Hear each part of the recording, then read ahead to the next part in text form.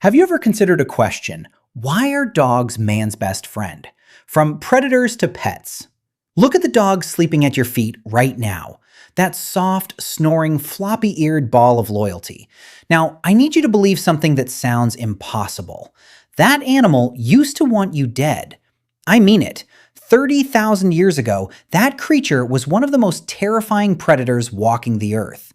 And it hunted the same prey you did, on the same frozen ground, in a fight to the death. So how did a killer become a cuddler? How did a rival turn into your best friend in the whole world?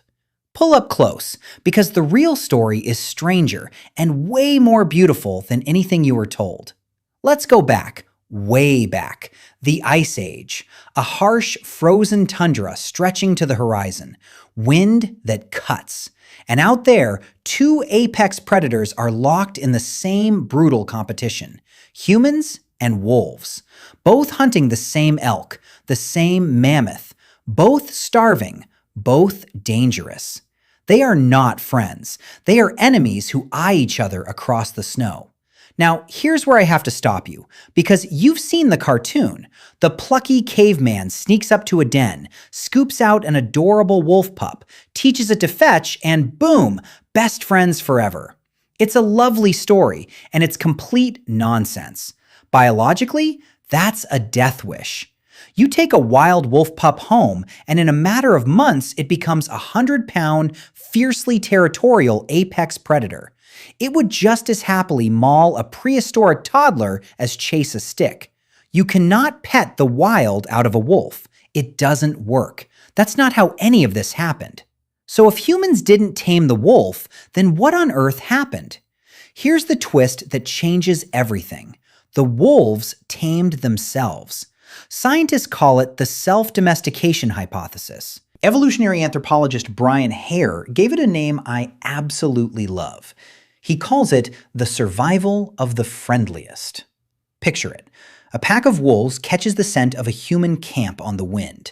Warm bodies, cooked meat, leftover bones. Most wolves, they keep their distance. Every wild wolf has this thing called a flight distance. It's a built-in panic radius. Let a human get within about 300 feet and they bolt. Fear keeps them alive.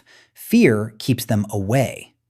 But in every pack, there are a few oddballs, a few mutant wolves who are just a little less afraid, just a bit calmer.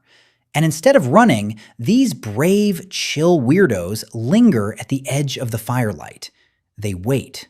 And when the humans go to sleep, they creep in and grab the scraps. Mammoth bones, fat, discarded meat, free, high-calorie food. And think about what that means. These friendly wolves don't have to risk their lives hunting anymore.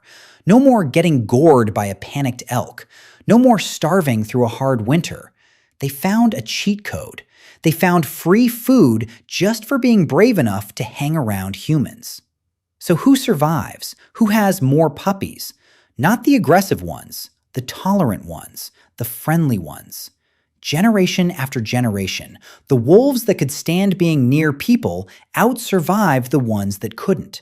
Friendliness became a superpower. It's exactly like the neighborhood stray cat. First, it's a shadow in the bushes. Then it's on your porch.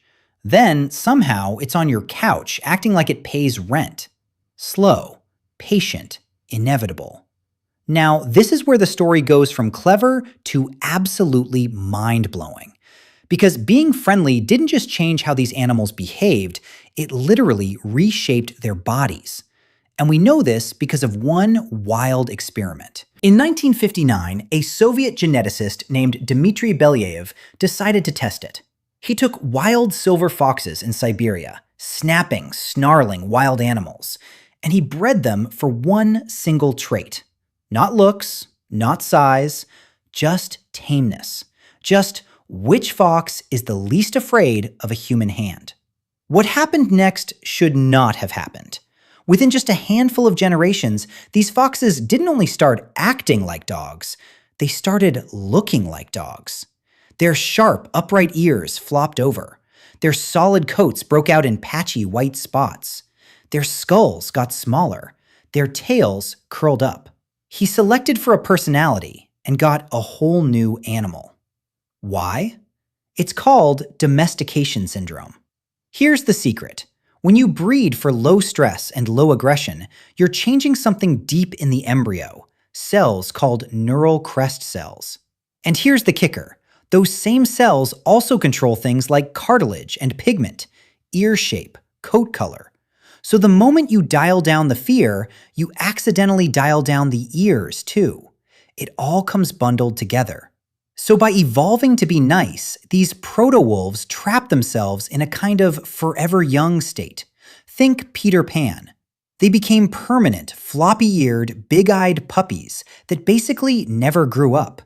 The sweetness on your dog's face right now? That's the visible fingerprint of thousands of years of choosing kindness over cruelty. And here's why humans went along with it. Because this trash for tolerance deal turned into the greatest team-up in history, the ultimate co-op mode. Be honest about our species. Early humans were kind of pathetic in the wilderness. Terrible night vision, a useless nose, half blind and half deaf against the dark. But these new proto-dogs, they could hear a twig snap a quarter-mile away. They could smell things up to 100,000 times better than we can. Suddenly, we had a biological alarm system living right at the edge of our fire. And think about what that meant for a human being in the Ice Age. For the first time, you could actually sleep, really sleep, deep, dreaming REM sleep. Because you knew that if a saber-toothed cat crept toward the camp in the dark, your four-legged partner would sound the alarm long before you ever heard it. That's not a small thing. That's the difference between waking up and never waking up. And the bond, it got deep, impossibly deep, fast. Here's a story that gives me chills every time. In Germany, archaeologists found a guer, 14,000 years old. And buried inside, alongside two humans, was a puppy. But not just any puppy. When they examined its bones, they found it had been sick, terribly sick, with canine distemper, a disease that should have killed it in days. And yet, this puppy had survived for months. Think about what that requires. A sick puppy can't feed itself, can't keep itself warm. For it to live for months, someone had to hand feed it. Someone had to nurse it. Someone had to care deeply about a helpless little animal in the middle of the harshest era in human history, when every calorie mattered for survival. And they did it anyway. 14,000 years ago, someone loved a dog enough to save it, and then to bury it beside them for eternity. And it turns out that love isn't just poetry, it's chemistry. When a dog and a human lock eyes, when your dog gazes up at you, both of your brains release oxytocin, the love hormone, the exact same chemical that floods a mother's brain when she holds her newborn baby for the first time. Let that sink in. Your dog literally hijacked the biological system your body uses to bond with a child. That look they give you, it's real. It goes both ways. You are chemically family. So for thousands of years, that's what a dog was. A partner, a village guardian, a hunting tracker, a practical, loyal companion at the edge of the fire. But then humans looked at this animal and realized something wild. This domesticated wolf was like living, breathing genetic clay, and we could shape it. So we did. We started twisting the dials. We wanted a sprinter, so we stretched the wolf out long and lean into the greyhound. We needed to hunt badgers deep in narrow dirt tunnels, so we shrank it down, gave it stubby legs, and made the dachshund. We wanted a guardian for our estates, so we puffed it up huge and powerful into the mastiff. Same ancient camp scavenger, endless different shapes. And here's a fact that surprises almost everyone. Most of the hundreds of dog breeds you know today, they aren't ancient at all. They exploded into existence in just the last 200 years during the Victorian dog breeding craze. All those poodles and terriers and corgis engineered in a heartbeat of history. So trace the whole arc, from a bloodthirsty Ice Age rival snarling across the frozen tundra to the pampered little pug snoring on your sofa right now, possibly wearing a tiny sweater. That's the same lineage, the same story, the same deal still paying off. And here's the part that stays with me. We didn't conquer the dog. We didn't kidnap it or beat it into loyalty. It chose us. It came to our fire on its own, took a chance on friendship, and offered us a partnership that neither of us could have survived without. The dog is humanity's greatest co-creation, the one masterpiece we built together, side by side, even if, in the very beginning, they were the ones who started the job.